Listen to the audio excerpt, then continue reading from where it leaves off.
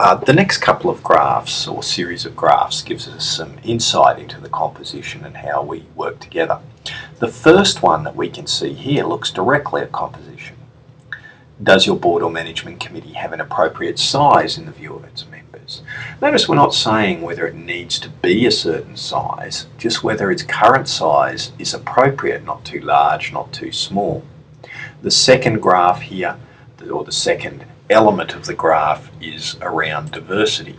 Do we have enough diversity or skills, views and experience amongst our board members? And finally, skills. Very close to diversity, but subtly different whether we have the skills base.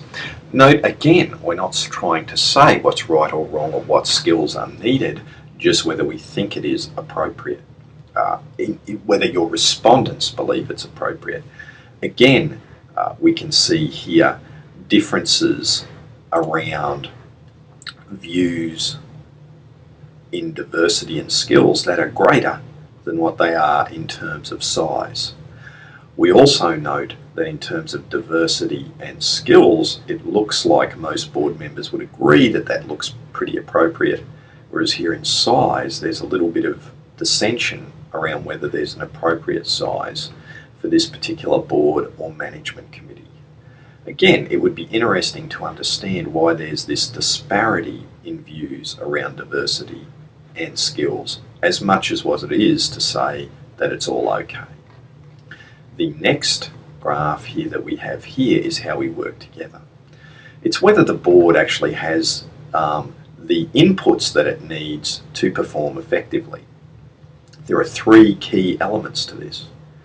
Whether the board has the right information. Notice the tightness in response here, that it looks pretty positive, almost all at the fore, and that there's a tight element of response.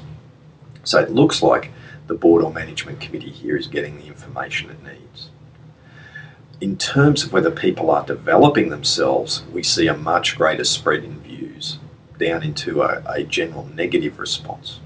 Again, overall, the average is around high, but it'd be interesting to know why some people don't feel as though they're developing or the board is developing enough.